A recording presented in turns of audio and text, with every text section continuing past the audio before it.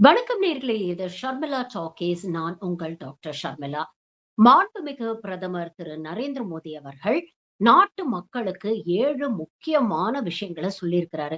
நாட்டுடைய நலனுக்காக நம்ம தேசபக்தி உணர்வோட இந்த 7 விஷயங்கள கடைபிடிக்கணும் அப்படின்னு நேத்து அவர் ஒரு அறிக்கையை வெளியிட்டிருக்கிறார். அப்படி சொல்லப்பட்டிருக்கிற 7 விஷயங்கள் என்ன அப்படின்னு பார்த்தீங்கன்னா, இன்னும் 1 வருஷத்துக்கு தங்கம் யாரும் வாங்காதீங்க அப்படிங்கிற ஒரு விஷயத்த சொல்லியிருக்கிறாரு. அதே மாதிரி பெட்ரோல், டீசல் பயன்பாட்ட முடிஞ்ச அளவுக்கு குறைச்சிடுங்க. முடிஞ்ச அளவுக்கு பப்ளிக் டிரான்ஸ்போர்ட் அதாவது பஸ்ஸு, மெட்ரோ இது போன்ற விஷயங்கள பயன்படுத்துங்க. முடிஞ்ச அளவுக்கு வீட்ல இருந்தே வேலை பாருங்க. வொர்க் ஃப்ரம் ஹோமுக்கு அடாப்ட் பண்ணிக்கங்க. குக்கிங் ஆயில் கன்சம்ப்ஷன குறைச்சுக்கங்க. வீட்ல சமையல் எண்ணெய் பயன்பாட்டை குறைத்துக் கொள்ளுங்கள்.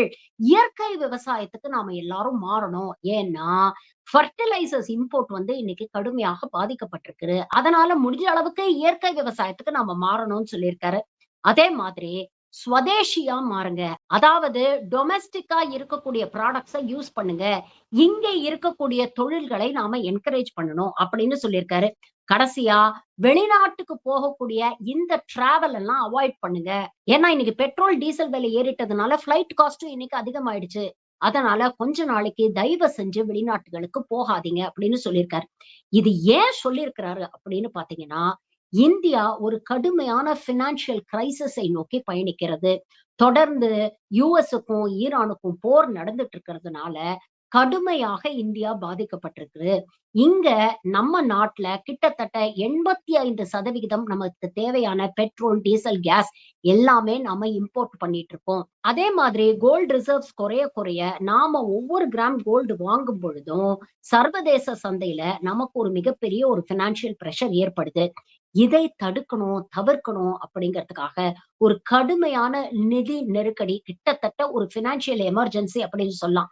அதை நோக்கி நாம எல்லாம் போயிட்டு இருக்கோம் அப்படிங்கிறதுனால, பிரதமர் இப்படிப்பட்ட ஒரு முக்கியமான விஷயத்த சொல்லியிருக்கிறாரு.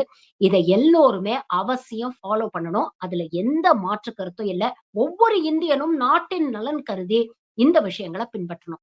ஆனா, பிரதமர் சொன்ன இந்த விஷயத்துல வழக்கம் போல நமக்கு கேள்விகள் இருக்கு. இந்த கேள்விகள மெயின் ஸ்ட்ரீம் மீடியா என்னைக்குமே கேட்க மாட்டாங்க. பிரதமர் நரேந்திர மோடி எப்பொழுதும் போல மக்களுக்கு தேசபக்தி பாடம் எடுப்பாரு.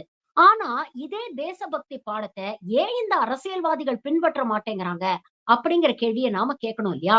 உதாரணத்துக்கு பாருங்க, இப்படிப்பட்ட ஒரு பினான்சியல் கிரைசிஸ் இருக்கு. கோல்ட் இம்போர்ட் பண்றதுனால பிரச்சனை ஏற்படுது. பெட்ரோல், டீசல் கொண்டு வரதுனால, கேஸ் இம்போர்ட் பண்றதுனால நமக்கு பிரச்சனை ஏற்படுது அப்படிங்கிறது இந்த அரசாங்கத்துக்கு இப்பதான் தெரியுமா? பிப்ரவரி மாசத்துல இருந்தே இந்த பிரச்சனை இருக்கே. கிட்டத்தட்ட 3 மாசத்துக்கு மேல ஸ்ட்ரெய்ட் ஆஃப் ஹார்முஸ மூடி தானே வச்சிருக்கிறாங்க. சர்வதேச சந்தையில க்ரூட் ஆயிலோட விலை ஏறி தானே இருக்கு. நாளுக்கு நாள் தங்கத்துடைய விலை ஏறி தானே போயிட்டு இருக்கு. ஆனா இப்ப மட்டும் ஏன் இந்த அறிக்கைய வெளியிடுறீங்க? இப்ப மட்டும் ஏன் இந்த கோரிக்கைய பிரதமர் வைக்கிறாரு? ஏன்னா 5 மாநில தேர்தல் நடந்துகிட்டு இருந்தது. உண்மையிலேயே உங்களுக்கு ஃபியூவல கன்சர்வ் பண்ணணும் அப்படின்னு நினைச்சிருந்தீங்கன்னா, 5 மாநில தேர்தலுக்கு முன்னாலேயே இந்த அறிவிப்ப வெளியிட்டிருக்கலாமே! 5 மாநிலத்திலயும் தேர்தல் நடத்துறோம் அப்படிங்கிற பேர்ல எத்தன ரோட் ஷோ நடத்துனீங்க? எத்தன ராலிஸ் நடத்துனீங்க? அங்க எத்தன மேடைகள் போட்டீங்க? ஜெனரேட்டர் மூலமா அங்க எவ்வளோ விளக்குகள் எரிய விடப்பட்டது? ஹெலிகாப்டர் மூலமா வந்து பூ தூவுறது என்ன? அப்பல்லாம் உங்களுக்கு பெட்ரோல், டீசல நாம இப்படி விரயம் பண்றோமே அப்படின்னு ஏன் தோணல? பிரதமர் வந்தா அவர் பின்னால புடைசூழ ஒரு மிகப்பெரிய கான்வாய்ல வெஹிக்கிள்ஸ்ல மக்கள் வந்தாங்களே! அதுக்கெல்லாம் பெட்ரோல், டீசல் செலவு பண்ணியிருப்பீங்களே! அப்பல்லாம் ஏன் இது ஒரு வீண் விரயம் அப்படின்னு பிரதமர் மோடி அவர்களுக்கு தோணல? கரெக்ட்டா மே 5ஆம் தேதி வாக்கு எண்ணிக்கை முடிஞ்சதுக்கு அப்புறம் ஏன் இந்த ஞானோதயம் உங்களுக்கு வருது? அப்ப இவ்வளவு நாள் தேர்தல் பிரச்சாரம் அப்படிங்கிற பேர்ல நீங்க விரயம் பண்ணதெல்லாம் யாரு கணக்குல எழுதுறது? அப்பல்லாம் உங்க தேசபக்தி நீங்க ஆத்துன டீ குடிக்க போயிடுச்சா? அப்படின்னு நாம கேட்கணும் இல்லையா? அத நாம கேட்போம். அதே மாதிரி பாருங்க, ஃபாரின் டூர் எல்லாம் அவாய்ட் பண்ணுங்க அப்படின்னு நேத்து நமக்கு கிளாஸ் எடுத்துட்டு, நேத்து நைட்டே மனுஷன் ஃபாரின் டூர் கிளம்பி போயிட்டாரு. சரி சங்கிகள் இத நியாயப்படுத்தலாம்.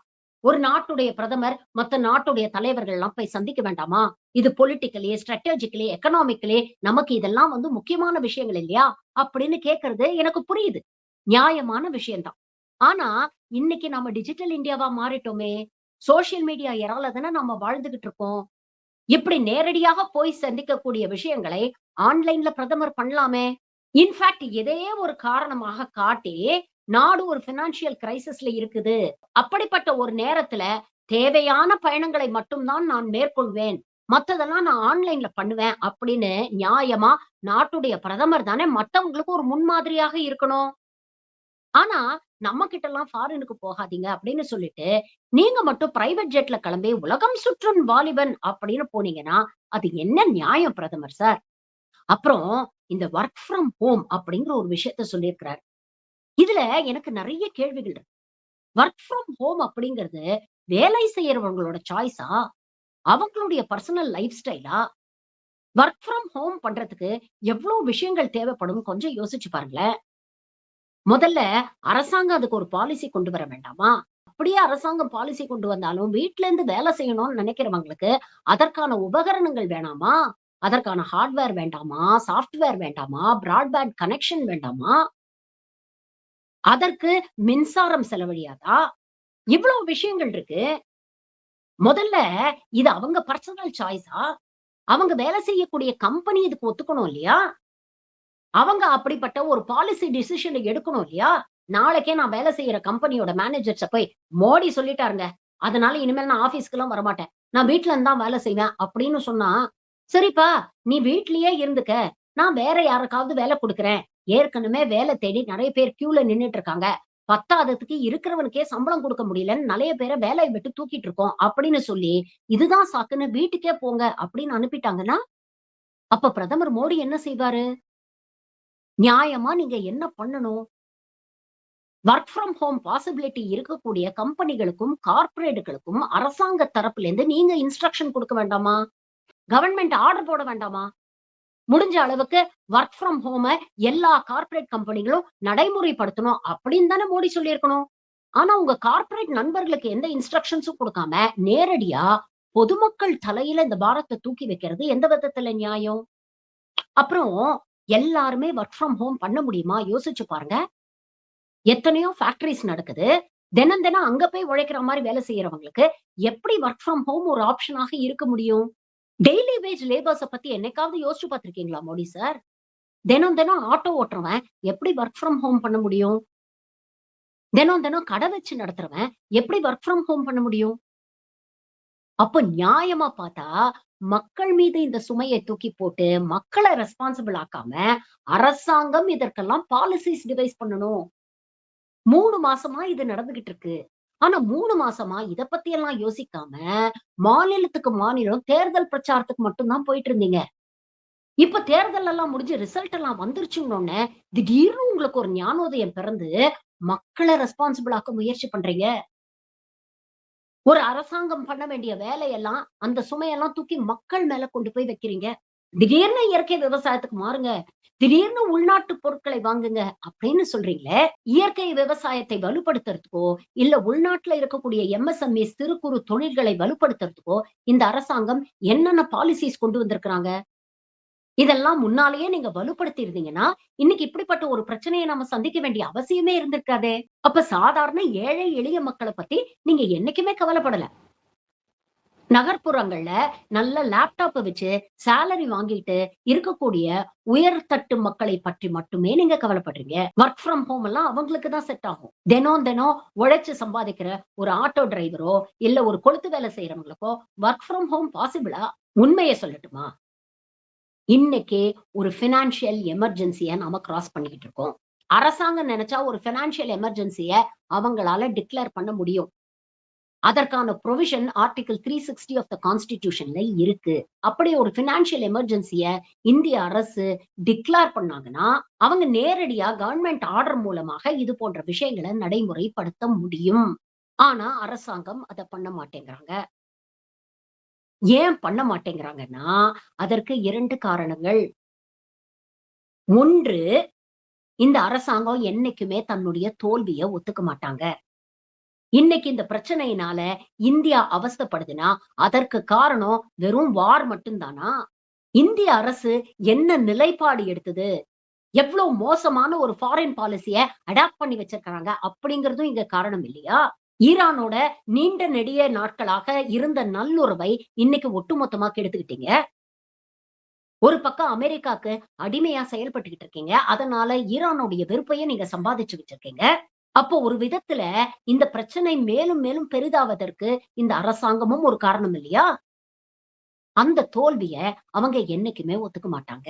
அதே மாதிரி இப்படிப்பட்ட பினான்சியல் எமர்ஜென்சில நேரடியாக மாநிலத்துடைய நிதி வருவாயும், அத மாநிலங்கள் எப்படி செலவழிக்கிறது அப்படிங்கிறதையும் ஒன்றிய அரசால கண்ட்ரோல் பண்ண முடியும். அதற்கான அதிகாரம் அரசியலமைப்பு சட்டம் அவங்களுக்கு குடுத்திருக்கு. அப்போ இது அதற்கான ஒரு முன்னோட்டமா?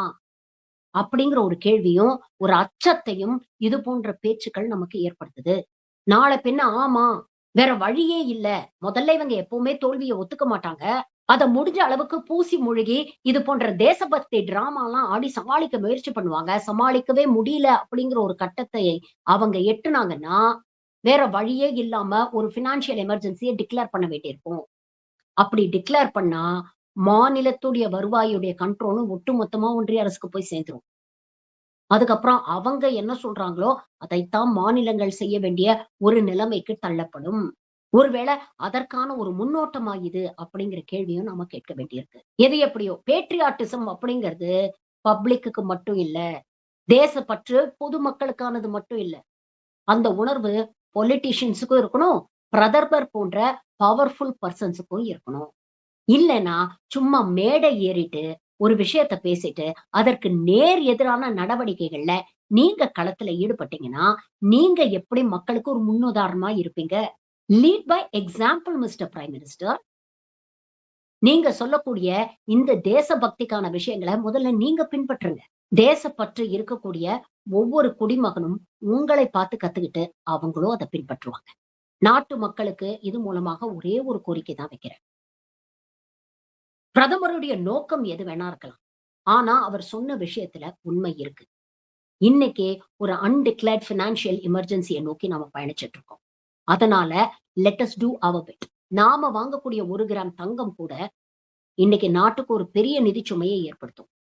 நாம விரயம் பண்ற ஒரு சொட்டு பெட்ரோல், டீசல், கேஸ் கூட நாட்டுக்கு ஒரு பெரிய நிதிச் சுமையை ஏற்படுத்தும். அதனால முடிஞ்ச அளவுக்கு நாமளும் ரெஸ்பான்சிபிளா நன்றி.